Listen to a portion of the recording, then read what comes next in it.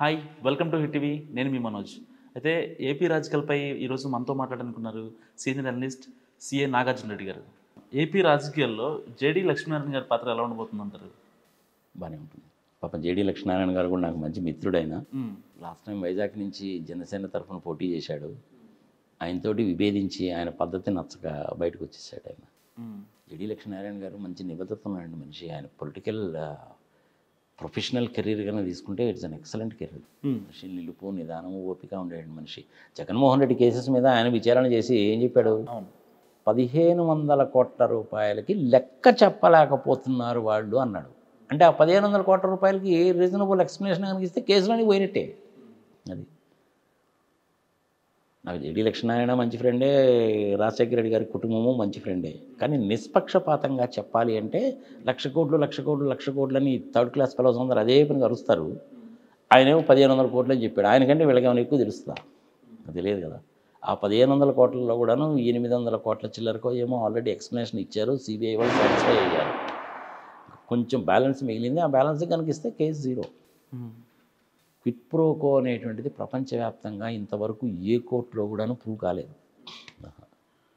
ఇప్పుడు నాదో కంపెనీ ఉంది, మనం బిట్వీన్ యూ అండ్ మీ అనుకుందాం, ప్రజలకు కూడా తెలియాలి కాబట్టి. నేను ఒక కంపెనీ పెట్టాను. నా ఉద్దేశం ఏంటి? అనంతపూర్ జిల్లాలో వర్షపాతం తక్కువ, వరి పండదు, వేరుశనగ పంట బాగా వేస్తారు, ఆరుమళ్ళు పెడతారు కాబట్టి వేరుశనగ పంట బాగానే వేస్తారు. అలాంటి ప్లేస్లో నేను ఒక నూనె మిల్లు పెట్టాలని అనుకుందాం ఫర్ ఎగ్జాంపుల్. నేను ఒక 5 కోట్ల రూపాయలతో ఒక నూనె మిల్లు పెట్టాను. నేను ఒక 50 లక్షలు పెట్టుబడి పెట్టాను. మిగిలిన 4,50,00,000 రూపాయలు అనేది మీలాంటి వాళ్ళు హెల్ప్ చేస్తే తీసుకున్నాను. ఆయిల్ మిల్లు పెట్టాను. నా మీద నమ్మకంతో మీరు ఇచ్చారు, తప్పు కాదు కదే. అదేవిధంగా జగన్మోహన్ రెడ్డికి సంబంధించిన భారతీయ సిమెంట్స్ కానీ ఇంకొకటి కానీ జనాలకి నమ్మకం ఉండి పెట్టుబడి పెట్టారు. పెట్టుబడులు రావాలి అని ఒకవైపు మీరే అంటున్నారు, పెట్టుబడి పెట్టిన వాడు దొంగ అని మీరే అంటున్నారు. ఈ రెండింటిలో ఏది కరెక్ట్ అనేది ప్రజల విజ్ఞతకు వదిలేద్దాం. నమ్మకంతో పెట్టారు వాళ్ళు. రిలయన్స్ పవర్ కంపెనీ వాళ్ళు పబ్లిక్ ఇష్యూకి వెళ్తే 10 రూపాయల షేర్ అయ్యేది. 10 రూపాయల షేర్ని 425 రూపాయలని ఫిక్స్ చేసి మార్కెట్లోకి వదిలితే జనాలు క్యూలో నిలబడి కట్టారు డబ్బులు. ముఖేష్ అంబానీ మీద నమ్మకంతోటేగా. అదేవిధంగా జగన్మోహన్ రెడ్డి మీద కూడా ఎవరైతే A1, A2, A3, A4 అని పెట్టారో వాళ్ళు ఎవ్వరూ కూడాను మమ్మల్ని ప్రలోభ పెట్టలేదు, భయపెట్టలేదు. మాకై మేమేం వాలంటరీగా పెట్టుబడి పెట్టామని చెప్పారు కానీ ఎవ్వరు కంప్లైంట్ చేయలేరుగా. ఇది కూడా ప్రజలకు తెలుసుగా. ఇవన్నీ తెలుసు కాబట్టే 16 నెలలు జైల్లో ఉండి బయటకు వచ్చిన 67 సీట్లు ఇచ్చారు. మొన్న 151 ఇచ్చారు. ఒక చార్టర్డ్ అకౌంటెంట్గా, ఫ్రాడ్ ఇన్వెస్టిగేటర్గా కానీ చెప్పాలంటే నాకు గుడ్విల్ ఉండి, నా భావాలు మంచి అయి ఉండి, నేను ఒక మంచి ఇండస్ట్రీ కనుక పెట్టి సంగతి సమాచారం చేస్తే నా 10 రూపాయల షేర్ని నేను మార్కెట్లో 100 రూపాయలు అన్నా కానీ జనాలు కొంటాను. అప్పుడు నువ్వు 80 రూపాయలకి ఎట్ట కొన్నావని చెప్పి నువ్వు వాడి మీద కేసు పెడితేట ఏ బేస్ మీద కేసు పెడతావు? ఆయన ఫస్ట్ పవర్ ప్లాంట్స్ ఉండేవి. పవర్ ప్లాంట్స్ మొట్టమొదటిలో ప్రొడక్షన్లోకి రావడానికి 2-3 ఏళ్ళు పడుతుంది. 2-3 ఏళ్ళు పట్టినప్పుడు ఆఫీస్ ఎక్స్పెన్సెస్, శాలరీస్, కరెంటు బిల్లులు, ఫ్లైట్ ఛార్జెస్ ఇవన్నీ ఉంటాయిగా. అవన్నీ ఖర్చు పెట్టాలిగా. ఖర్చు పెట్టినప్పుడు నీకు ప్రాఫిట్ అండ్ లాస్ అకౌంట్ కనుక చేస్తే నీకు నష్టమే కనపడుతుంది. ప్రొడక్షన్లోకి వచ్చి కరెంట్ అమ్ముకున్నప్పుడు నీకు లాభం కనపడుతుంది. పోయిన సంవత్సరం నష్టం చూపించారు, ఈ సంవత్సరం ఒక్కసారిగా 80 కోట్లు ప్రాఫిట్ ఎట్ట వచ్చింది అనేసి అంటే నీకు బుర్ర తలకాయలో ఉందా, మోకాల్లో ఉందా? ఎట్ట కుదురుతుందా అది? ఈ తెలుగుదేశం పార్టీ వాళ్ళందరూ చేసే దిక్కుమాల ఆర్గ్యుమెంట్స్ అన్నీ ఇయే. కడప స్టీల్ ప్లాంట్ లాంటి ఫ్యాక్టరీస్ కనుక పెట్టాలి అంటే నీకు 3 ఏళ్ళు పడుతుంది. 3 ఏళ్ళు పట్టిన తర్వాత వాళ్ళు స్టెబిలైజ్ అయ్యి ప్రాఫిట్స్లోకి రావాలంటే 7-8 ఏళ్ళు పడుతుంది. హైదరాబాద్లో మెట్రో వేశారు. 2012 నుంచి నడుస్తూనే ఉన్నాయి రైళ్ళు. మోడీ గారే వచ్చి ఇనాగరేట్ చేశారు. ఇంకొక 5-6 సంవత్సరాల దాకా ఈ హైదరాబాద్లో జరిగే మెట్రో రైళ్ళు మూలకంగా లాభం రాదు. తర్వాత నుంచి లాభాలు వస్తాయి. ఏదైనా సరే ఇండస్ట్రీ ఇప్పుడు కూడా అలాగే ఉంటుంది. ట్రేడింగ్ వ్యాపారం కనుకైతే వాడి దగ్గర 100 రూపాయలకు కొన్నాను, 110 రూపాయలకు అమ్మాను, నాకు లాభం కనపడుతుంది. ఈ మ్యానుఫ్యాక్చరింగ్ ఇండస్ట్రీస్లో అలా ఉండదు. ఒక్క ఇండియాలోనే కాదు, ప్రపంచవ్యాప్తంగా అంతే. ఇది ప్రజలు గుర్తుపెట్టుకోవాలి. జేడీ లక్ష్మీనారాయణ గారి గురించి, వ్యవహారాన్ని గురించి నువ్వు అడిగావు కాబట్టి నిలుపు, నిదానము, నిబద్ధత ఉన్నటువంటి మనిషి.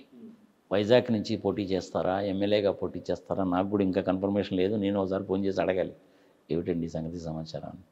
గెలుస్తాడు ఆయన. ఎమ్మెల్యేలుగా ఎంతమందిని నిలబెడతాడన్న సంగతి మనకు తెలియదు. ఆయన ఎంపీగా నిలబడ్డప్పుడు 2,86,000 ఓట్లు వచ్చినాయంటే పవన్ కళ్యాణ్ మొహం చూసి కాదు వేసింది, జేడీ లక్ష్మీనారాయణ చూసి ఓట్లు వేశారు.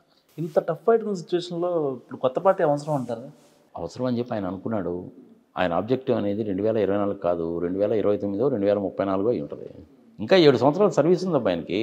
సర్వీసు రిజైన్ చేసి వచ్చాడు ఆయన కొడుకు ఐపీఎస్ ఇప్పుడు, మంచి వ్యక్తి. మొన్న మధ్య ఆయన డాక్టర్ మ్యారేజ్ ఇప్పుడు కూడా నేను వెళ్ళాను. ఐ విష్ జేడీ లక్ష్మీనారాయణ గారు ఎమ్మెల్యేగా నిలబడ్డా, ఎంపీగా నిలబడ్డా గెలిచి తీరాలి అని చెప్పి నేను కోరుకుంటున్నాను. మనసా వాచా కర్మన కోరుకుంటున్నాను. అలాంటి వాళ్ళు ఉండాలబ్బా. పార్లమెంట్లో కానీ అసెంబ్లీలో కానీ గట్టిగా నిలదీసి అడిగేటువంటి వాళ్ళు ఉండాలి. ఇన్ఫర్మేషన్ ఉండి, డేటా ఉండి, దాన్ని అనలైజ్ చేసుకొని చక్కటి ప్రశ్నలు అడిగి అనలైజ్ చేయగలిగినటువంటి వాళ్ళు ఉండాలి. అసెంబ్లీలో 175 మందిలో కనీసం ఒక 10-15 మంది అన్న అలాంటి వాళ్ళు ఉండాలి. అలాంటి వాళ్ళల్లో జేడీ లక్ష్మీనారాయణ గారు కూడా ఒకడు. జయప్రకాష్ నారాయణ గారు, జేడీ లక్ష్మీనారాయణ గారు ఇలాంటి వాళ్ళు ఉండాలి. అలాగే పార్లమెంట్లో కూడా ఉండాలి. ఆయనేమో వైజాగ్ నుంచి ఎంపీగా పోటీ చేస్తున్నాడేమో మరి నాకైతే తెలియదు.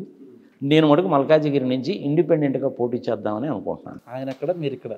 I love, like and admire JD Lakshminarayana. Is decent personality. జనాలు ఏమనుకుంటారేమో కానీ నేను పర్సనల్గా వ్యక్తి. కానీ జనసేనలో ఇమ్మలేకపోయారు. కారణం ఒకటే, ఆయన ఒక మాట చెప్పాడు, నువ్వు సినిమాల్లో ఉంటావా పాలిటిక్స్లో ఉంటావా డిసైడ్ చేసుకో అన్నాడు. ఆయన నిజంగా చెప్పలేదు, ఈయన బయటకు వచ్చాడు అంతే. సిస్టమేటిక్గానే బయటకు వచ్చాడు. చక్కగా లెటర్ రాసి పబ్లిక్ అంతా చూపించి ఆయనకి చెప్పే బయటకు వచ్చాడు. మరి ఇప్పుడు మన నాదెళ్ల మనోహర్ గారి పరిస్థితి ఏమిటి? ఆయన తెనాలి నుంచి పోటీ చేయాలని కదా అనుకుంటున్నారు. తెనాలి ఇస్తారో లేదో మనకైతే తెలియదు. ఈ మధ్య ఎక్కడ ఆయన కనపడలేదు, పవన్ కళ్యాణ్ కనపడలేదు, ఆయన కనపడలేదు. ఇంక అయిపోయింది రేపు వాళ్ళ చాప్టర్ తీసి పవన్ కళ్యాణ్ గురించి ఎంత తక్కువ ఆడుకుంటే అంత మంచిది. JD Lakshminarayana is a very well educated person and మంచి ఇంటిగ్రేటెడ్ ఉన్న personality. Reading, writing, everything is excellent. I wish he must enter into assembly or he must enter into parliament. So ఇది నాగార్జున రెడ్డి గారి అనాలిసిస్. చూస్తూనే ఉండండి హిట్ టీవీ.